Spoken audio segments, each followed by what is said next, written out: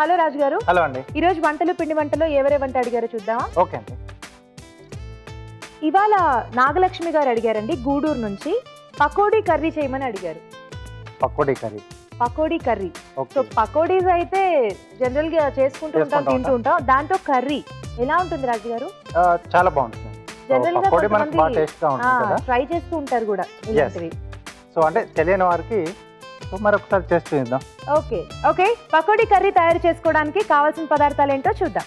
Pakodi curry తయారు చేసుకోవడానికి కావాల్సిన పదార్థాలు: తరిగిన ఉల్లిపాయలు 3, శనగపిండి 1/2 కప్పు, బియ్యపిండి 2 టేబుల్ స్పూన్లు, తరిగిన పచ్చిమిరపకాయలు 4, అల్లం వెల్లుల్లి పేస్ట్ 1 టీ స్పూన్, తరిగిన కరివేపాకు కొద్దిగా, టొమాటో పేస్ట్ 1 కప్పు, ఉప్పు తగినంత, కారం తగినంత, పసుపు చిటికెడు, ధనియాల పొడి 1 టీ స్పూన్, కొత్తిమీర కొద్దిగా, నూనె డీప్ ఫ్రైకి సరిపడా. కావాల్సిన పదార్థాలు చూసాం కదా, స్టార్ట్ చేద్దామా రాజు గారు? ఓకే అండి. సో ముందు పకోడీస్ రెడీ చేసుకోవాలా? సో ముందుగా ఆయిల్ వేడి చేసుకోవాలి. ఆయిల్ వేడి చేసుకోవాలి. ఓకే. సో మిగతా ప్రాసెస్ చేసేంత లోపు ఇది కూడా వేడైపోతుంది. బౌల్ ఇస్తారా? యా. ఉల్లిపాయ ముక్కలు,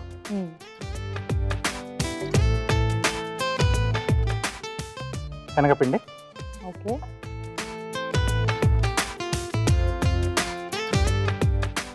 బియ్యపిండి,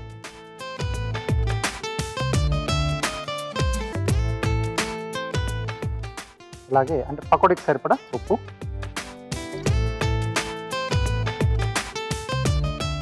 కొద్దిగా కారం, సన్నగా తరిగిన పచ్చిమిరపకాయలు కొద్దిగా, అలాగే తరిగిన కరివేపాకు. ఓకే.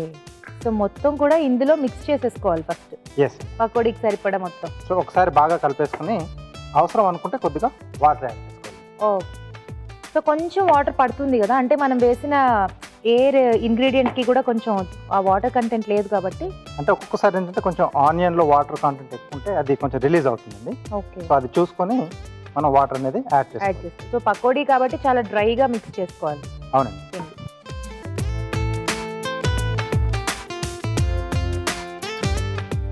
సో ఇది మనకి 2 రకాల హెల్ప్ అవుతుంది. ఫస్ట్ పకోడీలు చేసేసుకుని ఆ తర్వాత చక్కగా ఇంకా పకోడీలు వద్దు అనిపించినప్పుడు ఇలా కర్రీ చేసేసుకోవచ్చు. ఇంకో రకం కూడా చేసుకోవచ్చు. పకోడీలు చేసుకొని పకోడీలు తింటూ కర్రీ కూడా చేసుకోవచ్చు. అదే 2 రకాల మనకి హెల్ప్ అవుతుంది చక్కగా. రెడీ అయిపోయిందండి. ఓకే. పకోడీస్ వేసేసుకోవాలి. సో కొద్దిగా స్లో ఫైర్ లో ఉంటే బెటర్ అండి. ఓకే. అంటే లోపల వరకు మనకు బాగా కుక్ అవుతుంది.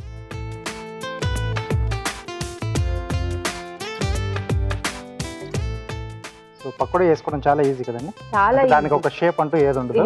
ఎలా వేసుకున్నా పకోడీయే. సో రాని వాళ్ళు కొంచెం గారెలు ఇలాంటివి చేసుకోకుండా పకోడీలు చేసేసుకుంటే బెటర్.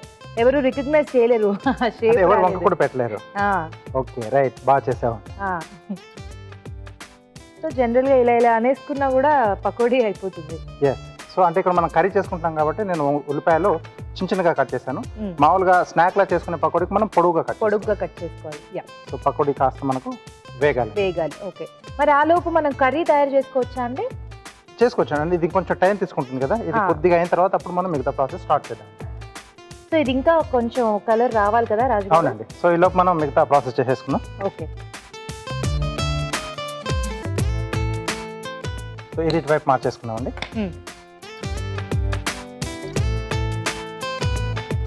సో కొద్దిగా నూనె వేసుకుని సో దీంట్లో కొద్దిగా ఉల్లిపాయ ముక్కలు ఇక్కడ, ఓకే, అలాగే పచ్చిమిరపకాయలు, అల్లం వెల్లుల్లి పేస్ట్. బట్ జనరల్ గా ఇలాంటిది ఒకటి చేసుకోవాలి అంటే మాత్రం కొంచెం ముందుగా ప్రిపరేషన్ ఉండాలి. అవునండి. ఎందుకంటే ముందు పకోడీలు చేసుకుని తర్వాత కర్రీ చేసుకుని, కానీ టేస్ట్ వైజ్ అయితే మాత్రం బాగుంటుంది కాబట్టి మనం వీక్ ఆఫ్స్ ఉన్నప్పుడు అప్పుడు ప్లాన్ చేసుకోవాలి. కొంచెం టైం ఎక్కువగా మనకు పర్లేదు ఉంటుంది, స్పెండ్ చేయగలం ఎక్కువ టైం అనుకున్నప్పుడు ఇది ఇలా ప్లాన్ చేసుకుంటే బాగుంటుంది. మరి పకోడీ కర్రీ జనరల్లీ మీకు రోటీస్ లోకి బాగుంటుందా, రైస్ లోకి బాగుంటుందా అండి? మెయిన్ గా అయితే రైస్ లోకి బాగుంటుంది. అంటే మధ్య మధ్యలో ఆ పకోడీస్ తగులుతూ రైస్ తినేటప్పుడు. ఎస్ అండి. సో దీంట్లో ఇక్కడ కర్రీకి సరిపడా ఉప్పు, కొద్దిగా కారం,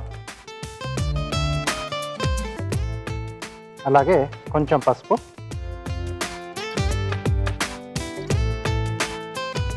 ఒకసారి బాగా కలిపేసి, సో ఇక్కడ గ్రేవీ కొరకు టమాటో పేస్ట్ వాడుతున్నాను. ఓకే.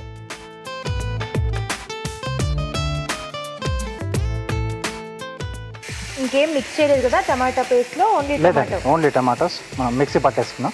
ఓకే.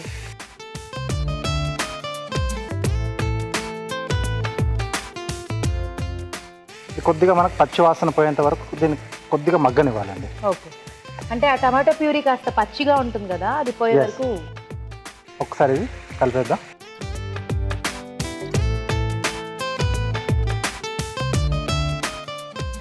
సో ఈ టమాటాలు డైరెక్ట్గా పేస్ట్ చేసేసారా, ఉడికించి పేస్ట్ చేసారా?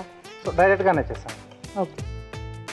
సో కొంచెం మనకు అంటే పులుపు అనేది ఎక్కువ తెలియాలి అనుకున్నప్పుడు డైరెక్ట్గా మనం పచ్చివే అలా మిక్సీ పట్టేసి వేసుకోవచ్చు. సో కొంచెం గ్రేవీ పార్ట్లో కావాలి మనకు ఆ థిక్నింగ్ కోసం అనుకున్నప్పుడు కొంచెం టమాటా ముక్కలు ఉడికించేసి పేస్ట్ చేసుకోవచ్చు.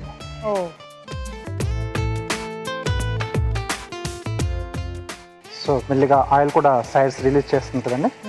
సో ఆయిల్ రిలీజ్ చేస్తుంది అంటే అది కొంచెం మగ్గిపోయినట్టు ఇండికేషన్.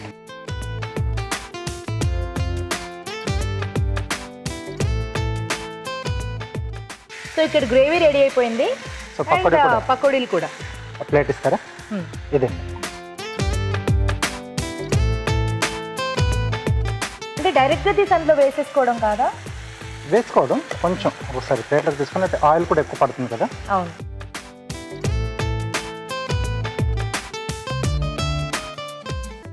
ఓకే. సో ఇప్పుడు దీంట్లో మనం సిద్ధం చేసుకున్న పకోడీ ఉంది. ఓకే. అలాగే కొద్దిగా ధనియాల పొడి,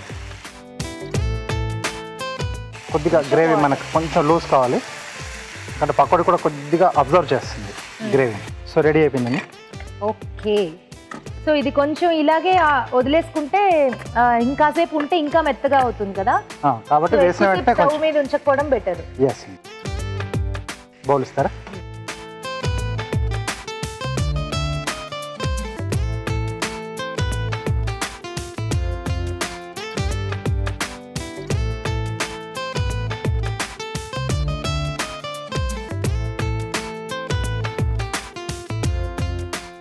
కొద్దిగా కొత్తిమీర అండి. ఓకే.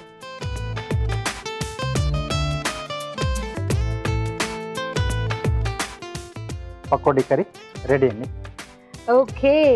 వేడి వేడిగా పకోడీ కర్రీ రెడీ అయిపోయింది. టేస్ట్ చూడబోయే ముందు దీని తయారీ విధానం మరోసారి చూద్దాం. పకోడీ కర్రీ తయారు చేసుకునే విధానం: ఒక బౌల్లో ఉల్లిపాయ ముక్కలు, శనగపిండి, బియ్యపిండి, ఉప్పు, కారం, తరిగిన పచ్చిమిరపకాయలు, తరిగిన కరివేపాకు వేసి తగినన్ని నీళ్లు పోసి పకోడీ పిండిలా కలుపుకోవాలి.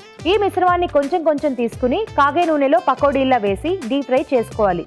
ఒక పాన్ లో నూనె వేసి ఉల్లిపాయ ముక్కలు, తరిగిన పచ్చిమిరపకాయలు, అల్లం వెల్లుల్లి పేస్ట్ వేసి వేయించాలి. దీనిలో ఉప్పు, కారం, పసుపు, టమాటో పేస్ట్ వేసి వేగనివ్వాలి. తరువాత ముందుగా సిద్ధం చేసుకున్న పకోడీలు, ధనియాల పొడి వేసి తగినన్ని నీళ్లు పోసి ఉడకనివ్వాలి. ఆపై కొత్తిమీరతో గార్నిష్ చేసి సర్వ్ చేసుకుంటే పకోడీ కర్రీ రెడీ.